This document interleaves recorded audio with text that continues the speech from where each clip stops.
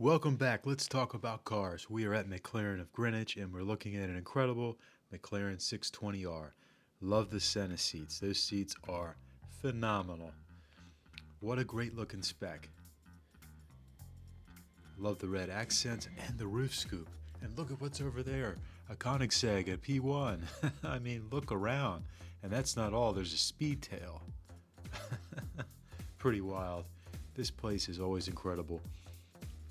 This is from my trip last year, so this is roughly a year old. They may still have the P1. The 620R definitely still isn't there. So this is like the parkour track version of the 600 LT, I believe. Comment below. I do get these confused. The 620R. Only seen a handful of these. Actually, not even. I've only seen 2 of these. Perfect offset. Interesting paint. It works because it's on these hardcore hyper track, hyper focused track cars. That kind of stuff works, I think. Man, that roof scoop. That roof scoop is so cool. There's our front. You can see the carbon. We've got carbon, lots of carbon. Can't get enough carbon, right? And there's the McLaren P1 right next to it. Take a look at the wiper blades. This one has 2 windshield wipers. There's our sticker. Go ahead and pause that. I'm going to take a look at that. This is, of course, part of Miller Motor Cars, Ferrari. Wow. they have, let's see, they have Pagani, they have Bentley, they have Aston Martin, Rolls-Royce, McLaren, and Ferrari.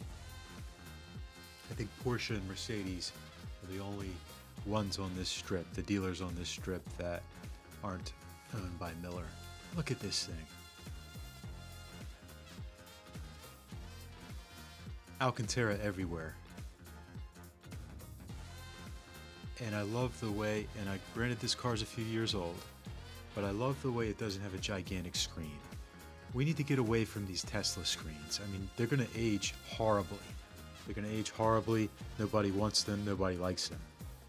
I mean, it's not 1999 where having a big screen was a big deal and it was expensive. Everybody has big iPads, big TVs. We don't need a big screen in our damn cars. All right, I'm ranting now. We're going to go back to the... So what would you guys rather have? Would you rather have the P1 or the Speedtail over there? You can see a little bit of the exhaust on the 620. Good looking diffuser on this car as well. You've got the wing, the roof scoop. The roof scoop I think is like a $30,000 option or something insane. Here's the P1. Hard to believe that this came out in 2014. This car is nearly 10 years old. Next year it will be 10 years old. And it still looks phenomenal. And I like it in silver. I think this is Silverstone. Here's our interior shot. Again, nice little screen. Who cares if the tech is a little old? I'd rather have this than to drive some microwave or something, you know? It's our wipers. There's the front.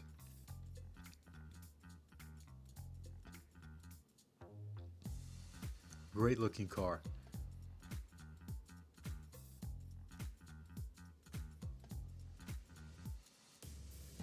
Most of the McLarens are powered by the 4-liter twin-turbo V8, I believe. This one also has the electrification, which electric is great as a power adder. I think that is, as a power adder, like a turbocharger, like a supercharger, it's fantastic. You get the best of both worlds. You get all the traditional feels of combustion engine, and then you get the instant torque and the instant performance of electrification. Speedtail. Love that the seat is in the center, just like this is the successor to the McLaren F1, and it has the seat right in the center. Beautiful color. I think, is it Burton blue? I'm the worst with the colors, guys. See the windows, see the seat in the middle, and this doesn't have side mirrors. This has backup. You have cameras. backup cameras basically for side mirrors. Best angle of this is the back. This is a very long car. It is pretty wild looking.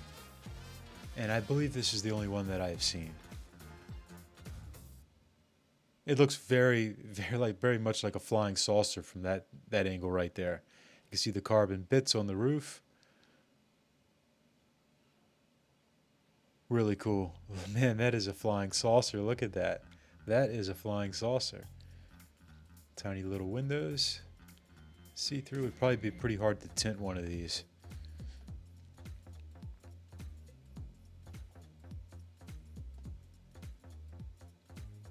So what are you guys taking? Speedtail or P1? I think the Speedtail is... I think the P1 is 1.8. I should have written down the price. And here's the Koenigsegg Regera. I want to say this thing has at least 1,500 horsepower. And I want to say Manhattan Motor Cars has this vehicle now. I don't know if they did a trade for it or what, but they have this car, or they had this car for a while. Comment below if you know, I'm not sure. Incredible exhaust, incredible diffuser. I mean, this thing is... I would take this one. This is the baddest car in here.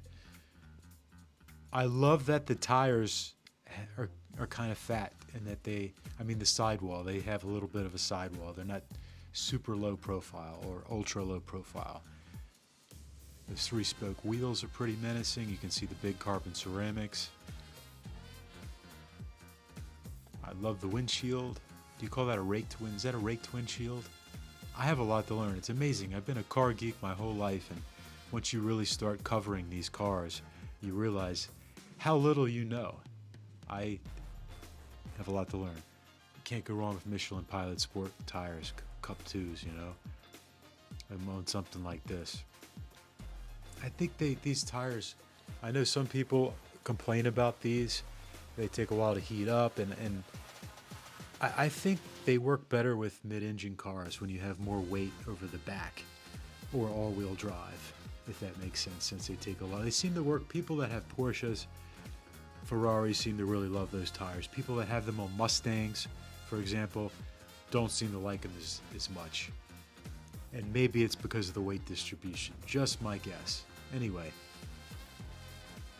beautiful Koenigsegg. It's like a crazy red, lots of carbon. We've got a P1, 620R, McLaren Speedtail. And this was March of 2022. That's it for today, guys. Like and subscribe, and I'll see you next time.